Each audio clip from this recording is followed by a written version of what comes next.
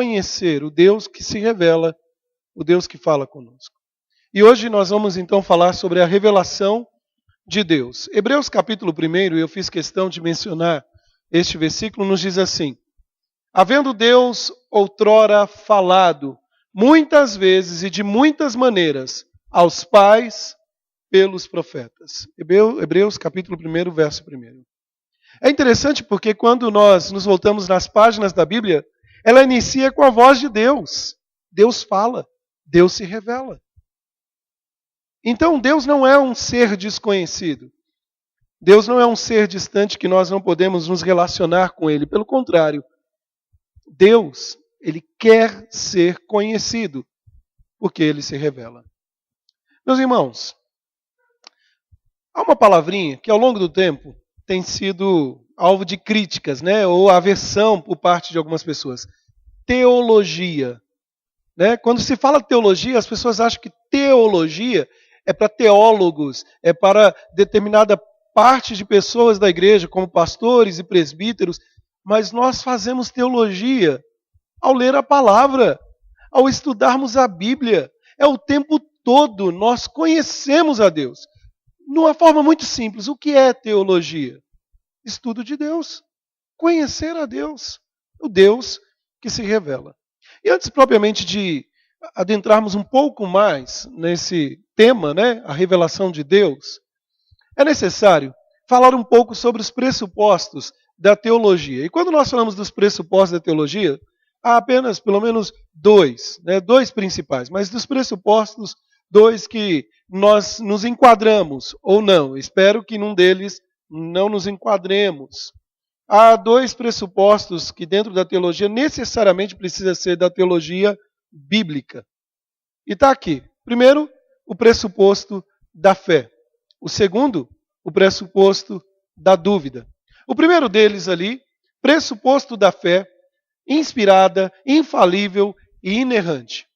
Quando você pega a Bíblia nas suas mãos, a palavra de Deus, a Bíblia que você tem, não pode no celular, tá bom? Porque o farfalhar das folhas, brincadeira. Também no celular, isso é... Nós estamos vivenciando a modernidade, não tem problema nisso. Mas, quando você pega a sua Bíblia, ela não é um livro qualquer. E você tem essas duas atitudes ao se voltar, seja em devocionais, seja no estudo mais aprofundado da Bíblia. O primeiro deles é esse, o pressuposto da fé. E é interessante que o pressuposto da fé, quem se aproxima com o pressuposto da fé, entende que a Escritura Sagrada, a Bíblia que ele tem nas mãos, ela é inspirada, ela é infalível e inerrante. Nós vamos já falar um pouquinho sobre isso daqui a pouco. É a palavra de Deus. Aquele que tem esse pressuposto da fé, ele não se aproxima diante da palavra como um estudioso, preocupado primariamente a respeito de fontes, datas, tradições, desenvolvimento de tradições, questionamentos. Não que é errado fazer isso. Mas ele não está ali advogando se era ou não verdade, se é ou não verdade a palavra, se aquilo de fato é palavra de Deus. É o pressuposto da fé. Ele se achega diante da palavra crendo. Deus fala. É palavra de Deus. Então veja, meus irmãos, que ao longo dos séculos nós já temos provas suficientes. Não que a palavra precise de um advogado, mas temos provas suficientes de que a palavra de Deus é inspirada, ela é infalível e ela é inerrante. Mas queridos, também, e aí nós podemos pensar como algo mais moderno, desde o século XVII, com o iluminismo, né? E aí um movimento que nós conhecemos como liberais, o pressuposto da dúvida. E qual que é a ideia do pressuposto da dúvida? Primeiro, nós precisamos entender, de certa maneira, o contexto disso. Com as descobertas científicas dos séculos, ao longo dos séculos, muitos estudiosos começaram a debater, começaram a abordar a Bíblia como um livro meramente histórico. Então, coloca ali no quadrinho, né? A Bíblia é meramente um livro histórico, que eu conheço pela ciência, que eu conheço pelo exame. Né? Aí, simplesmente já não se aceitava mais o pressuposto da fé. Eu não creio por crer. Eu creio por aquilo que eu posso provar por meio da ciência. Pouca coisa na Escritura permanece como verdadeira e acima de qualquer suspeita. O que este movimento do pressuposto da fé faz é colocar em xeque muitos textos da Sagrada Escritura. Dentro do movimento liberal, eles não creem que toda a Escritura é inspirada por Deus, como o apóstolo Paulo menciona em 2 Timóteo capítulo 3. Mas que parte da Bíblia, ou ela se torna a palavra de Deus, ou parte é inspirada e parte não. Simplesmente se dá vazão apenas a narrativas, a história, um livro histórico como qualquer outro. E aí entra um ponto aqui, meus irmãos. Muitas vezes se trabalha pelo estudo acurado para fazer crítica por crítica, para tirar a supremacia da palavra de Deus e reduzi-la à razão humana. É interessante, e se você tem acompanhado os estudos da Escola Bíblica Dominical de Cosmovisão, você consegue criar um fundo. Porque o homem com esse desejo, esse afã de se colocar acima de tudo, a autonomia do homem, ele rebaixa a autoridade de Deus. E se coloca quase no lugar de Deus. Mas isso não é novo. Isso está desde o Éden, quando o homem quis ser igual a Deus. Então, basicamente, meus irmãos, e a título de introdução mesmo, a maneira como nós nos aproximamos da palavra de Deus direciona a nossa conduta cristã, direciona a nossa fé cristã, a nossa vida cristã. Você pode ir meramente crendo, eu creio, é palavra de Deus, ou talvez seja, talvez não. É questionável. E saiba, e pasme também, isso está tão presente nos nossos dias, o questionamento da fé, as dúvidas, o pressuposto da dúvida, que se faz teologia meramente, ou se conhece a Deus, o estudo de Deus meramente, para saber se é verdade ou não. Quando, na verdade, ele já expôs, é verdade absoluta, é palavra de Deus. Muito bem, nós vamos caminhar um pouquinho nessa noite, com alguns apontamentos, e eu espero e peço a paciência dos irmãos, que nós consigamos terminar hoje. Se não der, fica um pouquinho para a semana que vem, mas eu acredito que dá para terminar assim. Primeiro aspecto que eu quero destacar, quando você pega a sua Bíblia nas mãos, ouvindo farfalhar, essa palavrinha tão bonita, né, das folhas, é mais do que um livro qualquer. Ela tem todo um enredo, ela tem questões bem interessantíssimas que nós precisamos conhecer. Não é meramente abrir a Bíblia, pôr o dedo e falar assim, e viu Deus que tudo era muito bom, vai tu e faz o mesmo, né? Não, é mais do que isso. A Bíblia foi escrita para que o homem conhecesse a Deus. É o Deus que se revela. Não é para que o homem conheça a história babilônica, ou a história dos caldeus, ou a história de Israel. Isso é importante. É mais do que isso. É para que o homem conheça a Deus.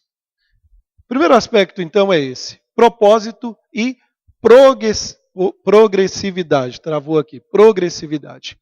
Uma vez que a integridade da Escritura é assumida, eu creio, é verdade de Deus, pressuposto da fé, é necessário entender como ela surgiu e como ela chegou a nós.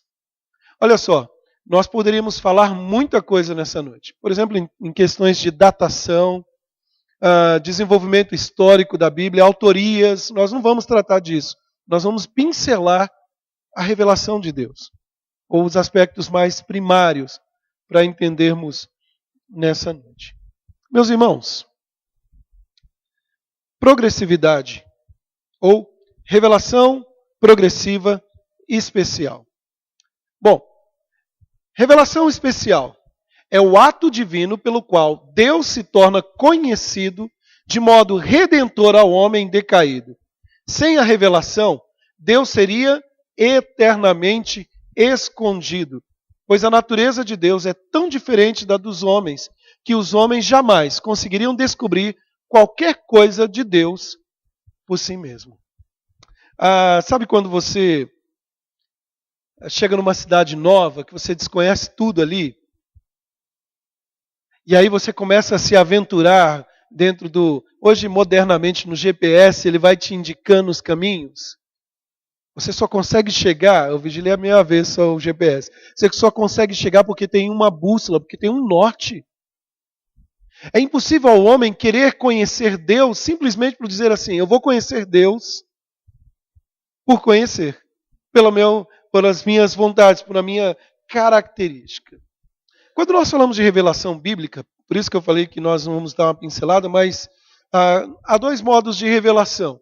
Se você lê o Salmo 19, isso fica bem evidente para nós. A revelação geral, que é a criação de todas as coisas, revelando que há um Deus, criador de todas as coisas. E a revelação especial. E essa, de uma forma específica, como mencionamos aqui, é o modo redentor. É o modo como Deus se revela de forma redentora ao homem que está caído. O homem que caiu.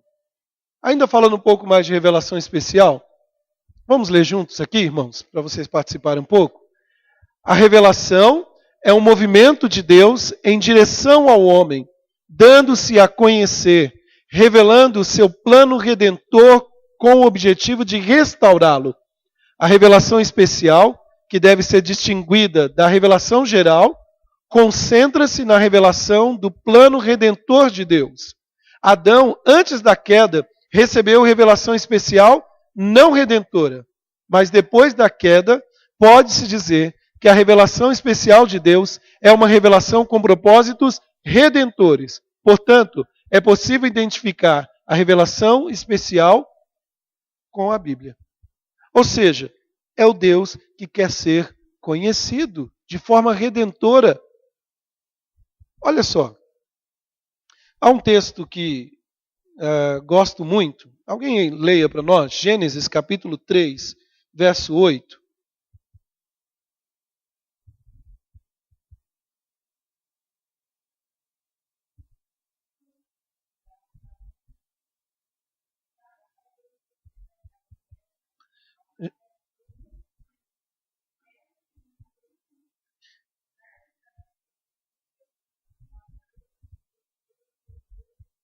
É muito bonito esse texto, mas é o outro, é Gênesis 3, 8. Gênesis. Não Êxodo. Tudo bem. Gênesis capítulo 3, verso 8.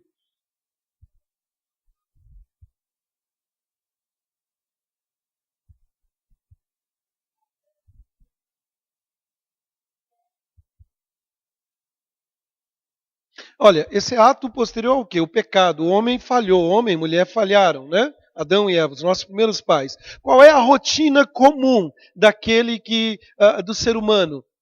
A rotina simples, comum, é fugir de Deus. E já começa nas primeiras páginas da Bíblia. O homem se escondeu ao ouvir a voz de Deus. Se nós parássemos aí, nós poderíamos aqui já ter um argumento. O homem não foi atrás do conhecimento de Deus. Ele tinha relacionamento com Deus. Ele conhecia a Deus antes do pecado. Mas agora, conhecendo a realidade do pecado, a resposta do homem e da mulher, aqui os nossos primeiros pais, fora de se esconder.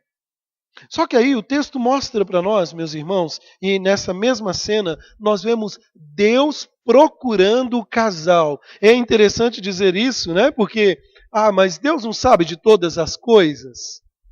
Isso é tema para outras lições. Sabe.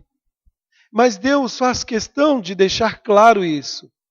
Que o ato de procurar vem dele. Mas ele procura para quê? Qual o propósito? Só para acusar? Só para dizer, eu avisei você, não avisei? Vocês pecaram, né? Não. Deus procura o homem, Deus procura a mulher, Deus procura os nossos primeiros pais com o propósito de restaurá-los. Restaurá-los. E isso fica claro ainda em Gênesis capítulo 3, verso 15, quando mostra o que chamamos do proto-evangelho. Então, a revelação especial concentra-se nisso, né? No plano redentor de Deus ao homem. E um aspecto importante que eu quero mencionar está aqui, ó. Revelação especial progressiva. O que significa isso? O importante aspecto da revelação especial é que ela é progressiva. o que se quer dizer com isto é que a Escritura não foi revelada e registrada num único momento, mas Deus usou diversas pessoas em diversas épocas para registrar, parte por parte, a revelação que ele ia fazendo de si mesmo. Se nós pararmos para pensar um pouco, qual o centro da Bíblia? O homem? Não, Deus. Ou, se queremos até aprofundar um pouco mais, se quisermos aprofundar um pouco mais, Cristo, como Redentor de todas as coisas. Então, todos os atos ao longo do tempo, o desenvolvimento, por isso é a ideia de progressividade, Deus vai se revelando ao homem como ato redentor. Deixa eu só fazer uma consulta para os irmãos. A minha posição aqui na frente, atrapalha vocês? Vocês podem sentar do lado de lá, então, porque eu não vou mudar de lugar aqui. Estou brincando. É que eu fico com torcicolo, mas eu vou fazer isso porque eu estou vendo que tá todo mundo se entortando aí. Melhorou? Vocês sentam tudo do lado de cá, vamos dividir aqui. Muito bem, irmãos. Então, qual que é a ideia? Gênesis capítulo 1, verso 1, já é um resumo de toda a Bíblia. É o Deus que se revelou. E é interessante que Deus chama à tona aquilo que não existia. Né? A terra era sem forma e vazia. O que acontece? Ao longo de todo o tempo vai se criando e se reestruturando e trabalhando em todas as coisas. E há um propósito em torno disso. Porque talvez alguém possa olhar e dizer, pastor, legal, o ato redentor da parte de Deus, a revelação bíblica é para o homem, não, é para a glória de Deus. Tudo para a glória dele. Então, é esse aspecto da progressividade que nós devemos ter como um grande privilégio em nossas mãos. Hoje pensava um pouquinho, se você pegar sua Bíblia, você crê que é palavra de Deus, né? Ou não? Tem dúvida ainda? Olha só. Muitos do passado não tiveram esse privilégio. Porque a história redentiva está pronta. O que você tem é tudo que você precisa saber. É a verdade de Deus. Sabe, é um privilégio para nós termos, agora em meados bem próximo da Reforma Protestante, a Bíblia na nossa língua. O Deus que se revelou e revela para nós a história, não simplesmente como o homem falhando, pecando e não sabe o que fazer. Pelo contrário, nós sabemos o começo, o meio e o fim de todas as coisas. Isso é um desenvolvimento progressivo da parte do Senhor. Irmãos, ao longo da história, Deus foi oferecendo à humanidade mais conhecimento de si mesmo. Olha, não cabe aqui aquela velha máxima que algumas pessoas têm de dizer assim, isso é mistério, Deus não quis revelar. Você já ouviu alguém falar isso? Eu já. E desculpe, eu vou usar uma expressão que não é muito usual. Não, às vezes isso é desculpa de preguiçoso que não quer estudar a Bíblia. Porque o Deus que se revela está aqui, na Bíblia. E ele quer ser conhecido. Né? Ninguém se apresenta meramente para dizer, ó, eu sou fulano de tal, por falar. Ele quer ser conhecido. Então, ao longo da história, Deus vem se revelando, né? E disso decorre que é preciso entender o significado como um todo, a Escritura Sagrada. Entender que a Escritura Sagrada tem um começo, um meio e um fim. Entender que lá em Gênesis Deus falou a criação de todas as coisas, mas ele vem delineando e trabalhando todas as coisas com um propósito. Nós falamos, sim, redentivo, sim, de restaurar o homem que caiu, sim, mas apontando para um fim. A glória de Deus. Tudo bem até aí? Deu para entender então a revelação, propósito e a progressividade, ela se desenvolve ao longo do tempo. O propósito maior, vamos dizer, periférico, a redenção do homem. Maior, a glória de Deus. Ou seja, Deus vai restaurar o homem para um propósito. Qual? A glória de Deus. Por isso que eu falo que é periférico a redenção. É importantíssimo, é essencial. Sem ela o homem não pode dar glória a Deus. Romanos capítulo 1 fala que os homens desprezaram o quê? O conhecimento de Deus. E ao desprezar o conhecimento de Deus, o que eles fizeram? Não deram glória a Deus, deram glória ao homem. Trocaram Deus, ou o Criador, pela criação. Vamos caminhar um pouco mais. Irmãos, nós entramos agora num outro aspecto. Quais são os modos de revelação? Como Deus, uma vez que Deus ele se revela, ele fala, nós temos o propósito, a progressividade, como ele se revela? Então, veja só, mesmo antes da Bíblia ter sido escrita, Deus já se revelava de um modo especial para o seu povo. E há dois modos básicos aí que nós encontramos na nossa Bíblia que fica muito claro ao longo de alguns textos. O primeiro deles, a teofania, e o segundo, a profecia. Você já ouviu falar algum desses? Profecia, tranquilo, né? Os profetas. E teofania? Não, não é o nome da minha tia, nem não. É um nome estranho, é teofania. O que significa isso? Nós vamos falar um pouquinho, então, desse aspecto aí. Teofania e, profecia. Hebreus capítulo 1, o verso 1, nós já lemos lá no início. O que diz? Havendo Deus outrora falado muitas vezes, aí ele diz assim, e de muitas maneiras, pelos pais, pelos profetas, nestes últimos dias, nos falou pelo Filho, a quem constituiu herdeiro sobre todas as coisas, pelo qual também fez o universo. Irmãos, nós precisamos entender então que Deus se revela e de muitas maneiras. E nós vamos falar um pouquinho delas agora. A primeira característica, o primeiro modo, é a revelação por teofania. Alguém já ouviu falar disso aí? Tranquilo? Não? Então hoje você vai aprender o que é teofania. Você já viu na Bíblia, você já leu, mas talvez não com esse nome não aparece. O que é teofania? Teofania, que literalmente significa manifestação de Deus. Refere-se aos aparecimentos de Deus, bem como às demonstrações fantásticas do seu poder. A teofania foi predominantemente até o período de Moisés, até o período mosaico. A característica principal da teofania é o apelo físico ao físico, ao sensitivo.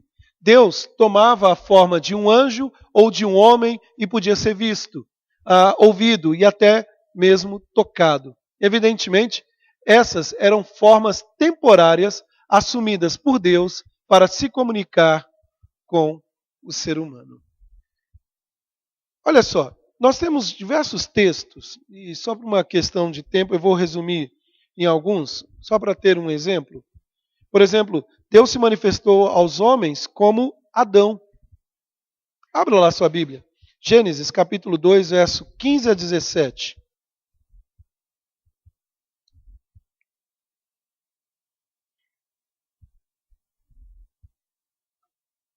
E leia, por favor.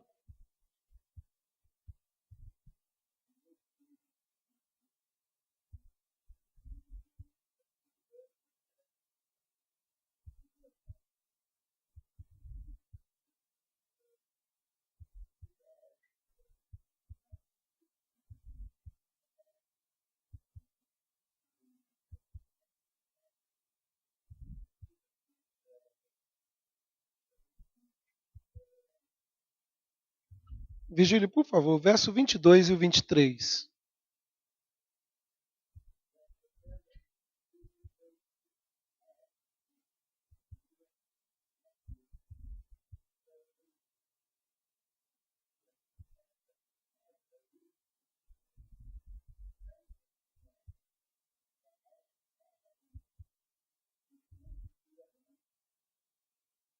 É interessante, irmãos, porque quando nós olhamos para Adão, para Eva, principalmente Adão, como o primeiro homem, ele não parte meramente de uma forma desconhecida.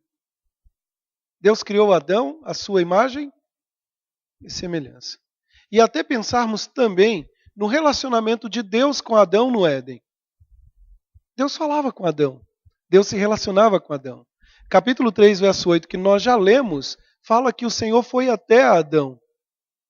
Outros exemplos, Abraão, o Senhor aparece a Abraão, apareceu especialmente a Moisés. São manifestações da presença do Senhor. A Bíblia afirma isso, que depois de Moisés, ninguém mais. Foi até o período mosaico, com algumas exceções ao longo do tempo, alguns exemplos, momentos como Elias, que for alimentado, e outros exemplos. Mas teofania basicamente é isso. Literalmente, é a aparição de Deus ao homem. Ele assume a forma humana, vamos dizer assim. Ele aparece ao homem. É a maneira dele se comunicar ao homem. Né? Há expressões na Bíblia, na tradução original, que você não tem, por exemplo, anjo ou Senhor com letras minúsculas. Você tem com letra maiúscula, que é um grande indicativo que é uma teofania, a aparição do Senhor ao homem. Não se apresentando como Deus, dizendo simplesmente assim, olha, essa é a minha forma humana, por isso você pode esculpir a minha forma humana. Pelo contrário, ele sempre repreendeu isso. Outra questão que nós podemos destacar é a revelação por profecia. E aqui, queridos, a partir de Moisés, Deus passou a usar mais amplamente um novo modelo de revelação. Ele começou a se revelar por meio de profecia.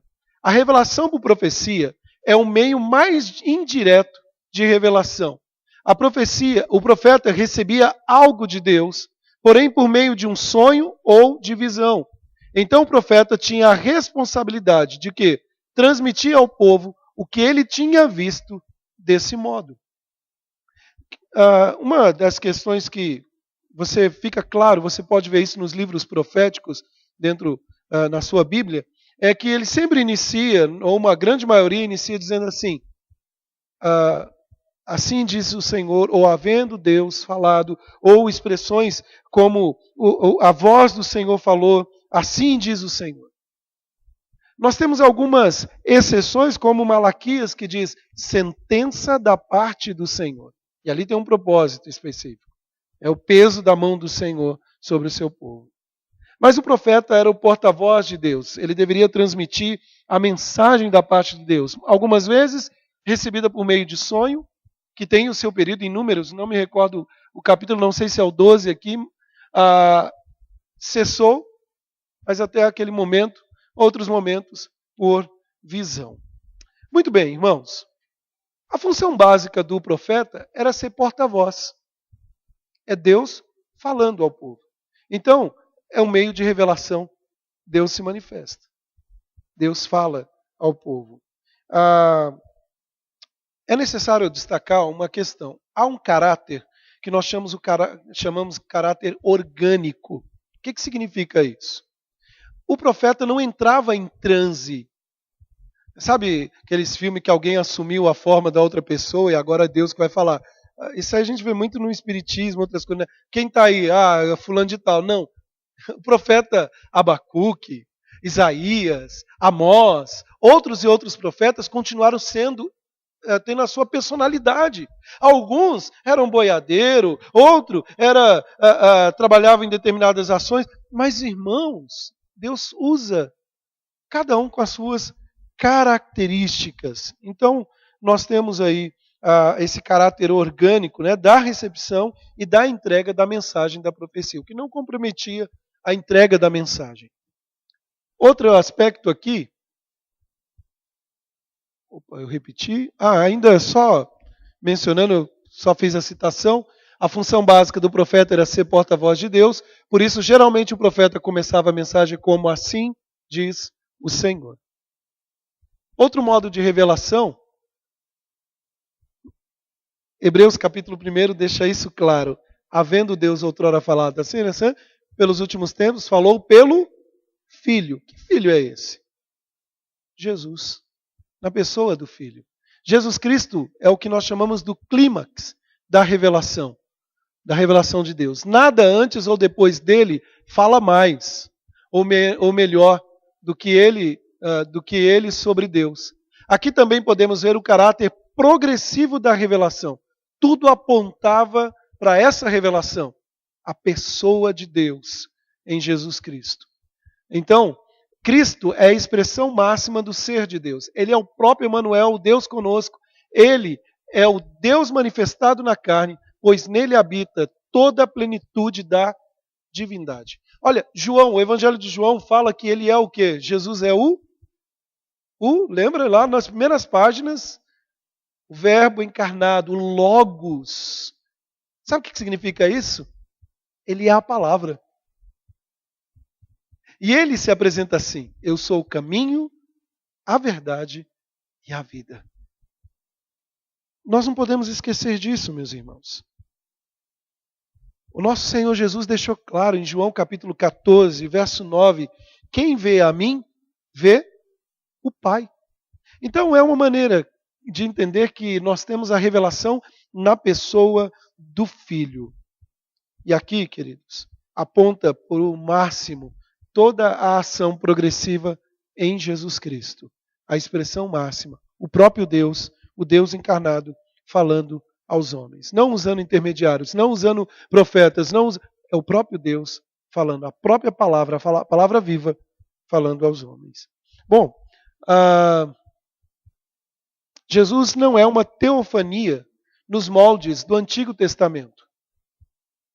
Porque qual é a diferença básica? Nos moldes do Antigo Testamento, usando homens ali, Deus usava a forma humana e ele se ausentava. Ou seja, no Antigo Testamento, a manifestação era temporária. Agora, em Jesus Cristo, a manifestação é plena, eterna. É a palavra viva falando ao homem. Nós temos nele a plenitude de toda a divindade de Deus. Irmãos, falei que ia ser puxado, a gente tem que correr um pouco aí. Bom, então veja só, nós falamos do aspecto da progressividade. Nós falamos do modo de revelação. Quais são os modos de revelação? Teofania, Deus que se apresenta usando manifestação humana, temporária, com propósitos específicos. No caso de Abraão, lembra? Parece um homem misterioso ali, que não tinha início e fim. Lembra o nome dele? Melquisedeque. Né? E depois esse homem sumiu. O sacerdócio lá de Melquisedeque sumiu. Um propósito específico. Falamos da revelação por meio da profecia e culmina então em Jesus Cristo, a revelação do Filho. Aí entramos aqui no registro da revelação, o que nós chamamos de inspiração, ou inspirado por Deus. Veja só, mesmo antes da Bíblia... repeti aqui. Essa aqui, esquece esse texto de cima. O pastor não substituiu aqui. Quando nós olhamos para a Bíblia, Deus se revelou de muitas maneiras, mas houve um processo pelo qual a revelação foi registrada. Até chegar nas suas mãos, na sua língua, olha, muita história, muita coisa ocorreu aí. Nós vamos falar um pouquinho então de como foi registrado, como que a Bíblia, como que aconteceu tudo isso. Vamos ler juntos aqui para a gente não dormir, irmãos? Vamos lá? A inspiração, o registro é uma tarefa tanto divina como humana. Inspiração é a influência divina sobre os escritores da Bíblia a fim de preservá-los de erros e para que eles registrassem com toda a fidelidade os acontecimentos revelatórios de Deus e mesmo os presenciais pelos escritores, boa parte dos evangelhos, Atos, por exemplo. Todo o processo, desde o ato revelatório até o momento da escrituração, é revelação de Deus. A inspiração não é uma atividade à parte da revelação. Meus irmãos, a inspiração é o ato vindo da parte do Senhor. E aqui nós devemos fazer uma distinção. Talvez você já deva ter acordado assim um dia e quis agradar alguém da sua casa, a esposa, né, ou o marido, fala assim: eu estou tão inspirado que eu vou lavar a louça. Né? Nós usamos, o Marquinhos usa isso direto, né, Marquinhos? Nós usamos essa expressão direto. Eu estou tão inspirado. Fulano está inspirado hoje, está cantarolando. Isso é comum para nós. E nós podemos usar esta palavra, inspiração. Por exemplo, nós temos grandes escritores que são inspirados para escrever aquilo. Shakespeare e outros. Né? Só que não se compara com a inspiração divina. Uma tradução para isso, uma forma de se falar acerca da inspiração, podemos dizer que é expirado por Deus. Qual é o ato de respiração? É puxar, soltar. Puxar, soltar. Né? Esse ato de respiração que fazemos automaticamente. Expirado por Deus, como nós lemos aqui, é o momento que Deus revela a sua palavra. Olha, toda a Bíblia aí foi inspirada por Deus. Eu estou dizendo, não é o pastor Pedro que está dizendo, é a Bíblia que se revela, é a Bíblia que está falando dela mesmo. Paulo, lá em 2 Timóteo 3, verso 16, se eu não me engano, ele diz isso. Toda a Escritura é o quê? Inspirada por Deus. Não é parte da Escritura, é toda a Escritura. Então, quando você pega a sua Bíblia aqui, ela foi inspirada por Deus. É Deus falando. Agora, há alguns fatores que contribuíram para esse registro. Nós vamos falar um pouquinho. Fatores que contribuíram para esse registro. O primeiro deles é o que nós chamamos da tradição oral. Olha só, foi muitas vezes uma intermediária entre os acontecimentos antigos e o registro inspirado. A tradição oral pode ter tido o papel muito importante antes da invenção do quê? Da escrita. Histórias que passavam de pai para filho podiam passar às gerações subsequentes importantes revelações de Deus. Irmãos, isso fica claro e de uma forma simples. Deuteronômio capítulo 6, há uma exortação da parte do Senhor, e é tão interessante que ele diz assim: tu encucarás aonde? Na cabeça do teu filho, lendo com ele. É isso que está lá? Não, na sua Bíblia não está assim. Andando com ele, e ao deitar-te. E a ideia é, no dia a dia, os pais passavam toda a tradição. Por exemplo, os filhos perguntavam: pai, que sinais são esses? E o pai revelava então: é a aliança da parte do Senhor, é isso da parte do Senhor. É dentro da tradição oral que nós temos, por exemplo, os atos que ocorreram no início de todas as coisas. Provavelmente Adão passou para o seu filho e foi passando a tradição oral. Nós não temos a invenção da escrita com Adão. Adão escreveu, nós temos sim o ato de nominar todas as coisas. Mas Adão não escreveu numa árvore ali e falou assim: eu vou colocar o nominho de Eva aqui para todo mundo saber que o nome dela é Eva e fazer um coraçãozinho. Isso foi passado. O dilúvio, os atos, até que Deus revela e faz com que o registro seja escrito com um homem chamado, quem escreveu o Pentateuco, como vocês se lembram? Abraão. Não, Moisés. Então nós temos o que chamamos da tradição oral, um fator que contribuiu para o registro. Um outro fator que fica também claro é a tradição escrita. O que significa? Sabe-se que há muitos escritos antigos que não são bíblicos, ou seja, que não têm o valor canônico ou inspirado, porém têm o seu valor histórico. E aí, mas que eram tidos com grande consideração e, por certo, continham dados históricos bastante precisos. Esses livros podiam ter sido usados como ajuda no processo do registro da Escritura. Então, são livros antigos, têm o seu valor histórico não inspirado. Quer um exemplo muito simples? Paulo, quando chega em Atenas, lembra lá? O espírito dele se revolta em face da idolatria. E ele cita quem? Os poetas. Paulo tinha conhecimento dos poetas. Espera aí, mas Paulo cita um texto, vamos usar uma expressão que estamos usando nas aulas de cosmovisão, um texto secular ou não inspirado, e agora aquele texto, e aí eu vou usar, não sendo liberal, mas vou usar a expressão, se torna um texto inspirado? Não, ele não se torna um texto inspirado. É que Deus se vale daquilo para mostrar a Paulo, revela a Paulo que os eventos estavam todos ali. Então, quando nós pensamos em fatores que contribuíram para chegar até nós, dois são esses. A tradição passada de forma oral, o que poderíamos dizer de pai para filho, dentro da tradição, e a tradição escrita. Não, os livros antigos, escritos, que têm o seu valor histórico, que foram usados pelos autores bíblicos inspirados por Deus. Bom, quero caminhar aqui. E o processo de seleção? O que significa isso, pastor? Processo de seleção. Agora eu vou deixar você coçar a cabeça aí, porque você sabia que na sua Bíblia está faltando livros? E não estou dizendo dos livros apócrifos que a Igreja Católica tem. Eu vou explicar. Nem toda a revelação de Deus foi registrada. Deus superintendeu todo o processo de seleção, para que fosse guardado para a posteridade o que ele julgou mais importante. Grandes porções da revelação divina se perderam ao longo da história.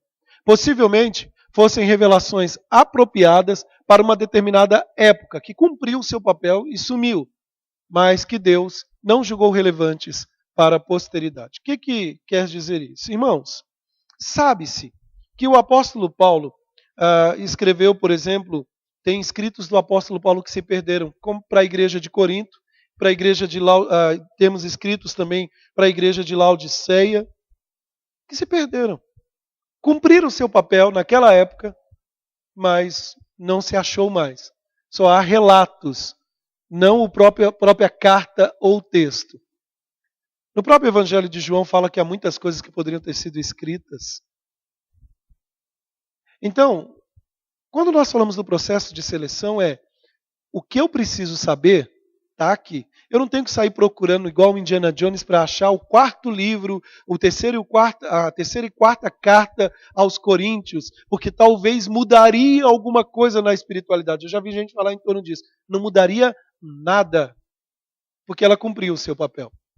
Então, ao longo do tempo, pode ter se perdido alguns livros ou algumas cartas de porções da revelação divina que cumpriu o seu papel histórico, que já para nós não que não teria valia, né? Toda palavra tem o seu valor, mas que se for achada, pode ser que um dia, quem sabe, alguém ache, só venha comprovar o que nós já temos. Não muda nada em termos de fé, em termos de palavra de Deus. Tudo bem? Vamos continuar? A evidência bíblica. Há duas questões. O que evidencia que a Bíblia é palavra de Deus? Primeiro, a evidência interna. As principais evidências da inspiração da Bíblia são internas, ou seja, provém da própria Bíblia. Há uma máxima hermenêutica é a arte da interpretação bíblica, que ela diz o seguinte: a Bíblia se revela, a Bíblia se interpreta. Você quer conhecer a Bíblia? Leia o quê? A Bíblia.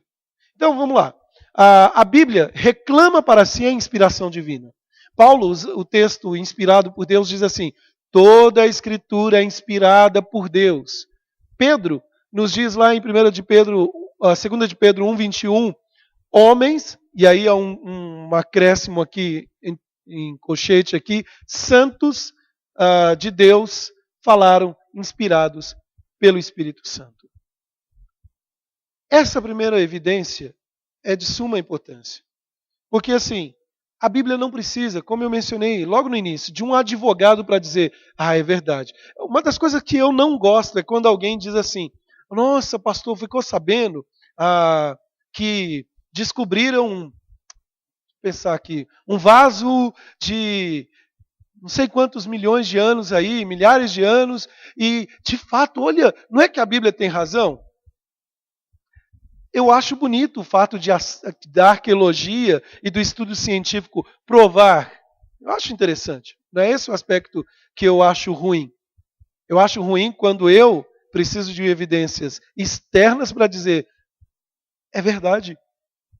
É matéria de fé, irmãos. Lembra lá o pressuposto da fé e o da dúvida? Eu me dirijo à Bíblia crendo que ela se revela. Ela diz que é verdade. Eu creio nisso. Ponto. A evidência externa. A evidência externa pode ser vista também de algumas maneiras. A primeira delas, a credibilidade da Bíblia. Acabei de mencionar isso. Ela é comprovada cientificamente. Muitos atos, muitos eventos ao longo do tempo estão sendo provados, descobertas arqueológicas que têm confirmado o que a Escritura já diz.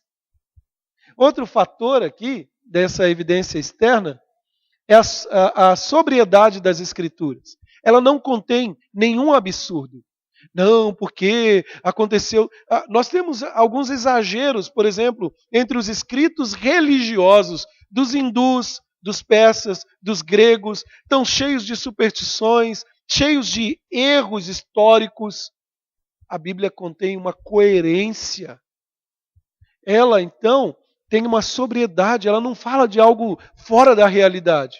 Ela tem um começo, um meio e um fim. E falando desse começo, meio e fim, ela tem a coerência e unidade. A história é homogênea. Ela não caminha para fatos estanques. Ela não caminha para um ato cíclico de revelação. A história se repete, é tudo igual. Não, ela é linear. Deus se revelou, ela tem um começo, um meio e um fim. Então eu não preciso de muitas evidências para dizer a Bíblia é a verdade de Deus. Porque ela já se revela como evidência interna e externa tem revelado, que é a palavra de Deus. Bom, tudo bem? Podemos prosseguir? Vocês lembram tudo? Quer que volta tudo? Até meia-noite a gente fica aqui. Aspecto da progressividade, todo o processo da revelação, inspirada por Deus, ou seja, Deus inspirou a homens. Isso daqui a pouco já vamos mencionar um pouco mais, porque nós entramos nesse aspecto, as teorias da inspiração. Como que se dá isso? A inspiração é uma obra divina que conta com a participação humana.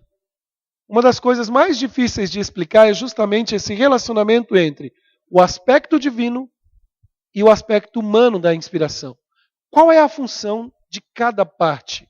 Algumas teorias foram formuladas a respeito desse processo. Então eu só quero citar, e aí eu cito mesmo como teorias, né? A palavrinha aí, que ao longo do tempo ajuda para facilitar esse processo de inspiração. A primeira delas está aqui. É o processo mecânico, ou inspiração mecânica. Pastor, o que significa inspiração mecânica? Propriamente, numa palavra, ditado. Seja lá na escola, você amava? Eu odiava ditado. Né? Ditado, a professora falava assim, vamos lá, abre o caderno, agora eu vou ditar um texto. O aluno não tinha mais o que fazer a não ser escrever. A professora falava e ele escrevia. Professor ou professor? Bom, essa teoria concebe o ato da inspiração como um tipo de ditado divino. Desse modo, Deus teria ditado literalmente todas as palavras que foram escritas. Ao homem, no caso o homem sai de cena, ao homem não coube qualquer participação emocional ou inteligente na obra. Ele foi apenas um instrumento praticamente inanimado que Deus usou para registrar a sua palavra. Há uma ideia dentro dessa inspiração mecânica.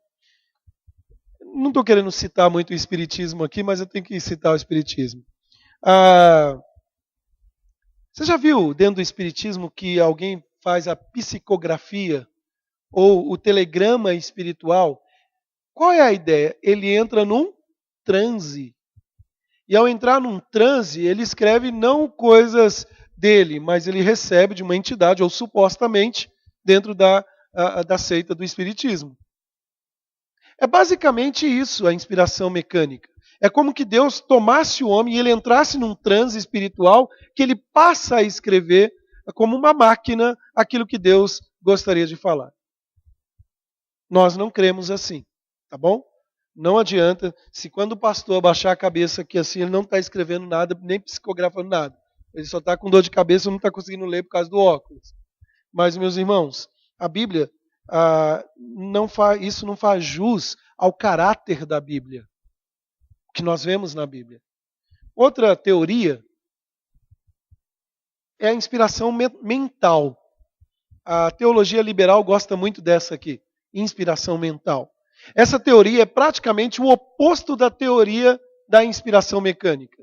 Se por um lado a inspiração mecânica tira o homem de cena, a inspiração mental o que ela faz? Coloca o homem em cena, em evidência. E aí, muitos autores que se dizem ortodoxos defendem a ideia de que os pensamentos dos autores foram inspirados, mas que eles foram livres para registrar suas ideias. A inspiração mecânica advoga inspiração apenas dos conceitos e não das palavras. Esta ideia encontra maior aceitação dentro do liberalismo teológico. No conceito da inspiração mental, podemos dizer, meus irmãos, que a Bíblia está condicionada a cultura de cada povo. E, às vezes, não passa meramente de um registro da experiência religiosa de um povo numa determinada situação, numa determinada época. Qual o perigo da inspiração mental? Ela descentraliza a palavra de Deus. Porque agora fica questionável a fé. Será que aquilo não foi só para aquela época?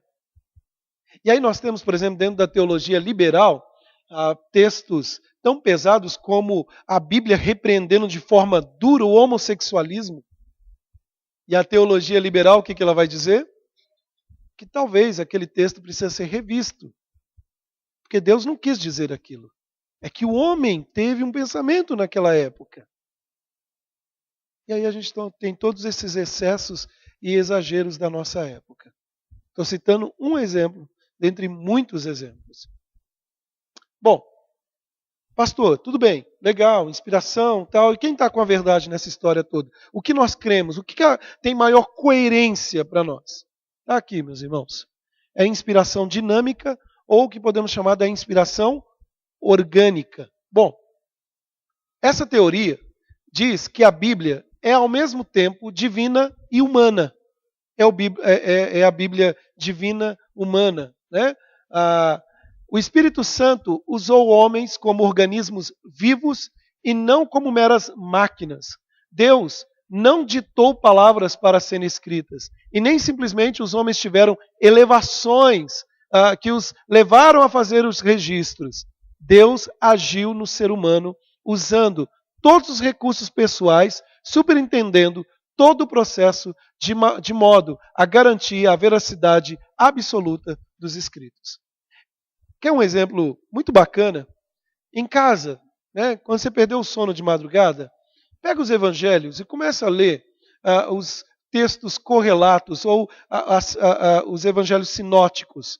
O que é o evangelho sinótico? São fatos que ocorreram da vida, da obra do Senhor Jesus, que estão narrados entre os evangelhos.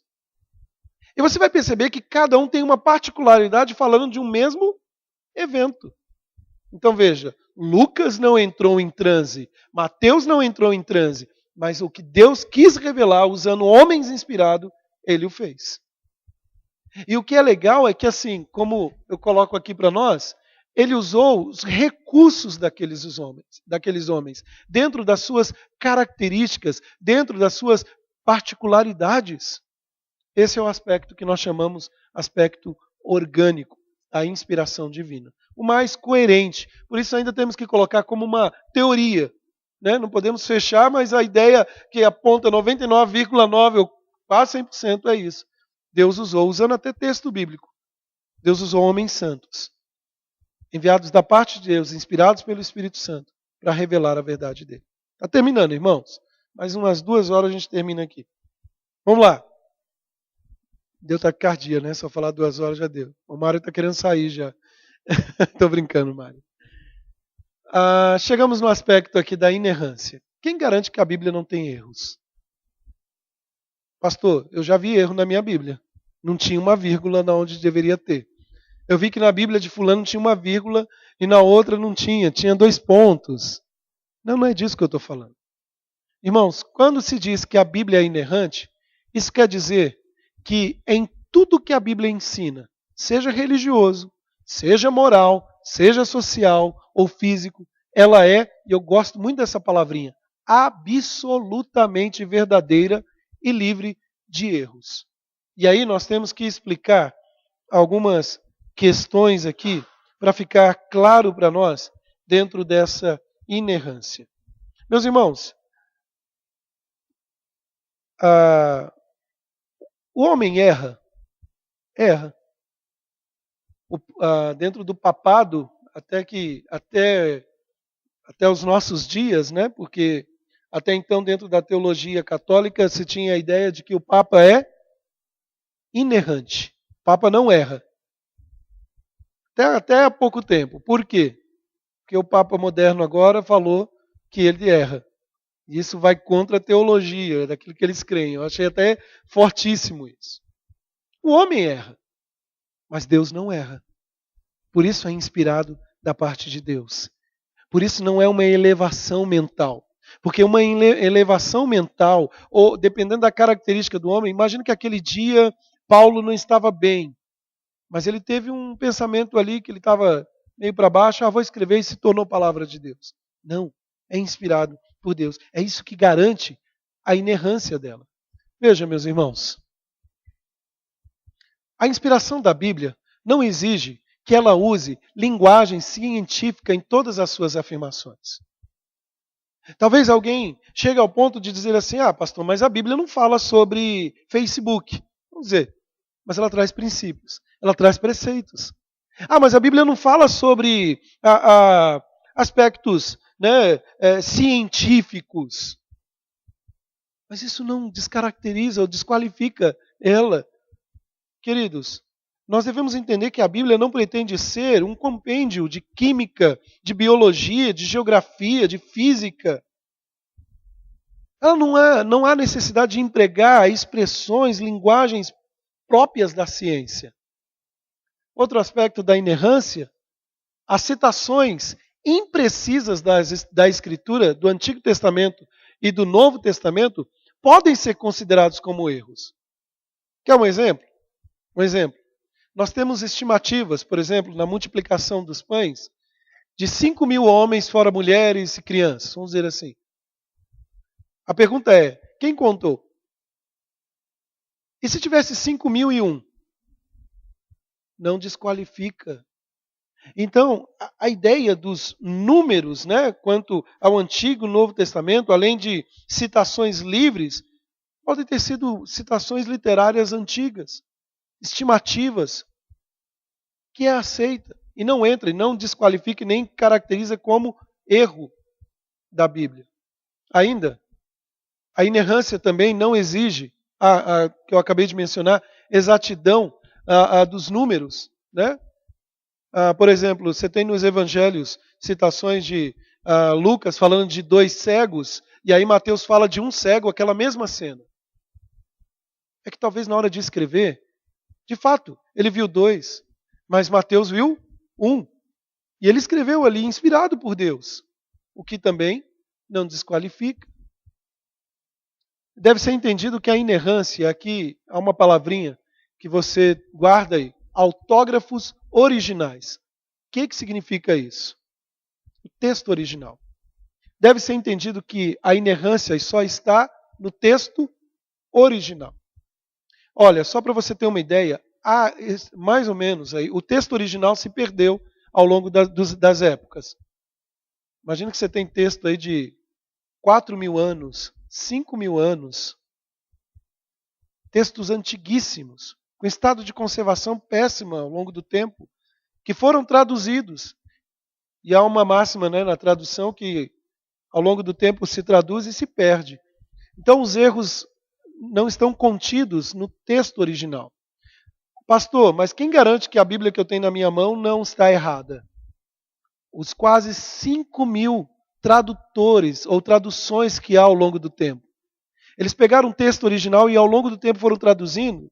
Então, quando um desses tradutores da Bíblia traduziram ali o texto no original, no grego, no hebraico, e aí simplesmente ele colocou uma palavrinha porque ele não tinha muito conhecimento da língua original, não foi simplesmente pegar e colocar dizendo aqui é a Bíblia. Ela precisou ser provada pelos textos originais. Há uma máxima que nós devemos nos voltar sempre à fonte. Se tem dúvida, vá ao texto original. Vá ao máximo o que você puder ao texto original. Uma questão é que nós temos que tomar cuidado, porque às vezes nós gostamos muito de comprar Bíblias transliteradas, Bíblias modernas, né? Agora tem a Bíblia do sufista, a Bíblia não sei do que, agora não sei se você já viu, saiu Bíblia para todo gosto, até ia sair uma Bíblia dos homossexuais. Eu não entendo essas coisas. Bíblia, é uma palavra. Procure a simplicidade da palavra, não da modernidade. Porque você já brincou de telefone sem fio? Eu tive uma ideia, eu vou fazer uma mudança dessa palavra que não está muito legal. Cuidado, porque ela pode tirar totalmente o sentido do texto bíblico. Não é Deus que errou. Não foram os homens inspirados por Deus. Foram as traduções ao longo do tempo que pode se perder.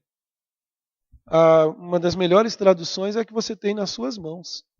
E às vezes nós não valorizamos tanto, entre outras traduções. Por fim, irmãos, quer dizer, caminhando para o fim aqui, a suficiência da Escritura. Com relação ao tema da suficiência da Escritura, é preciso entender que na fé reformada, somente, ou só a Escritura, ou só a Bíblia, é a regra de fé e prática. Não há outra fonte a qual o cristão possa encontrar orientações infalíveis para a sua vida. Você precisa ouvir Deus falar? Não é a voz do pastor. Não é a voz da cantora lá que tem um CD na sua casa que você pode ouvir. Não estou desmerecendo. Você pode ouvir, ouça o pastor. Mas ouça o pastor quando ele ouve Deus. E como que Deus fala? Através da palavra. Irmãos, a Bíblia fala. Toda a Escritura é inspirada por Deus e útil para o ensino, para a repreensão, para a correção, para a educação, na justiça, a fim de que o homem de Deus seja o quê? Perfeito e perfeitamente habilitado para toda boa obra. Olha só para você ter uma ideia, a Igreja Católica, e aí nós temos um período da Reforma que fica muito claro só na Escritura, a Igreja Católica não reconhece a Bíblia como a única fonte ou a única regra de fé e prática. Ela reconhece a Bíblia como a palavra de Deus. Não vou entrar no mérito. Mas qual é a outra fonte de suficiência dela? A igreja, a tradição, o papado. Por isso que se tinha muita ideia de que aqueles que estavam fora da igreja estavam condenados. E aí, da tradição meramente. Era a Bíblia e mais alguma coisa. Nós não cremos assim. Como reformados, meus irmãos, como cristãos bíblicos, nós percebemos que a palavra de Deus não está limitada a nada, ao tempo, ao homem. Ela é suficiente para salvar. Suficiente. Então você não precisa da Bíblia e mais alguma coisa. Infelizmente, nos nossos dias, esse é um grande problema. Tem muitas pessoas que estão deixando as igrejas, sabe por quê? Porque a Bíblia não é suficiente. Ele precisa de mais alguma coisa. Precisa da experiência, precisa de algumas ideias, precisa de algumas filosofias. E a Bíblia fica à deriva, na periferia. Quero concluir chamando sua atenção.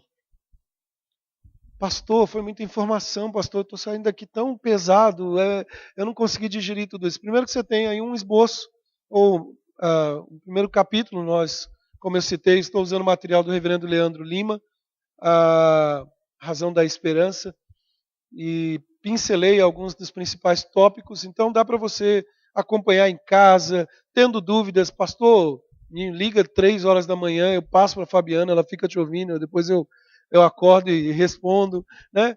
Mas o que você precisa saber? O que você tem que levar para casa hoje? Isso aqui, ó. Todas essas considerações devem levar a uma atitude do quê? Reverência à Bíblia. Qual é um dos livros mais vendidos hoje? A Bíblia.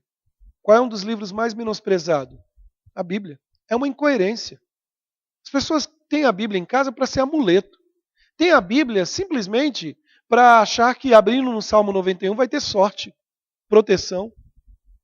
A Bíblia não foi feita para isso. Não foi para esquecer o óculos dentro. Não foi para apoiar os outros livros. Não podemos nos aproximar da Bíblia como juízes. Não, eu vou ver se a Bíblia tem verdade. Não, é o contrário. É ela que nos julga. Paulo vai dizer que nós devemos nos provar e ver se nós estamos na fé, se ainda estamos na fé. Mas como que isso acontece? Pela palavra. Irmãos, nós somos servos. Devemos estudar a Bíblia e ela precisa ser fonte de vida devocional e aprimoramento do relacionamento espiritual com Deus. O Deus da Escritura é o Deus que deseja estreitar o relacionamento da aliança com seu povo. Ele se revelou nessas antigas páginas porque deseja que o conheçamos melhor e para que o amemos com mais intensidade. Ao estudarmos essas sagradas letras, podemos ter a certeza de que estamos nos aprofundando em algo não apenas sagrado, mas confiável e que pode aumentar a nossa sabedoria, o nosso vigor espiritual e a nossa esperança. Você está triste? A Bíblia tem palavra para você. Você está alegre? A Bíblia tem palavra para você. Você está pecando? A Bíblia te exorta. E ela tem um caminho que você deve seguir. É a Bíblia. O livro de Eli, não sei se você já assistiu esse filme. Assiste, vale a pena. Muito legal porque ela dá esse tom da valorização da Bíblia. E se ao longo do tempo acontecesse uma catástrofe e se perdesse a Bíblia? Né? É muito interessante a tônica do filme lá. E agora sim, para a gente ir embora para casa, como eu mencionei, o que a confissão de fé fala sobre a Bíblia? Então eu quero ler para nós. A confissão de fé, no seu primeiro capítulo, ela comenta isso. Ainda que a luz da natureza e das obras da criação e da providência de tal modo manifestem a bondade, a sabedoria e o poder de Deus, os homens ficam inexcusáveis. Contudo, não são suficientes para dar aquele conhecimento de Deus e da sua vontade necessário para a salvação, para a redenção do homem. Por isso foi o Senhor servido, em diversos tempos e diferentes modos, revelar-se e declarar à sua igreja, ao seu povo, aquela sua vontade, e depois, para ser melhor, preservação e propagação da verdade, para o mais seguro estabelecimento e conforto da igreja contra a corrupção da carne e malícia de Satanás e do mundo. Foi igualmente servido fazê-la escrever toda. Isto torna indispensável a Escritura Sagrada, tendo cessado aqueles antigos modos de revelar a Deus a sua vontade ao seu povo. O que nós falamos está aqui, sintetizado. Ou, trocando em miúdos, a revelação de Deus só se dá por meio da sua lei, que é implantada no coração do homem, em cada coração humano neste mundo, mas também a revelação é comunicada pelas obras da criação e da providência, ainda que seja uma revelação divina que não é suficiente para comunicar a vontade salvadora de Deus. Esta vontade redentiva só é comunicada pela revelação especial de Deus, conforme se encontra encerrada, ou seja, não vai vir mais novas revelações, e registradas na Sagrada Escritura. Irmãos, nós terminamos aqui. Eu sei que talvez você possa ter muitas dúvidas que vão surgindo. Eu vou pedir que você depois remeta para mim, só pela hora mesmo, tá bom? Anota aí, se você puder na próxima semana trazer uma caneta, a gente pode marcar um horário para um bate-papo, ou na próxima semana, no estudo, a gente já começa com alguma dúvida para iniciar. Né? Não pretendo, hoje foi atípico, como eu disse no início, eu já me justifiquei. É muito técnico, é muita informação, ainda faltou muita coisa. Mas é só para você ter noção que a Bíblia que você tem nas suas mãos é palavra de Deus. É Deus se revelando ao homem. E isso tem que ser valorizado. Amém?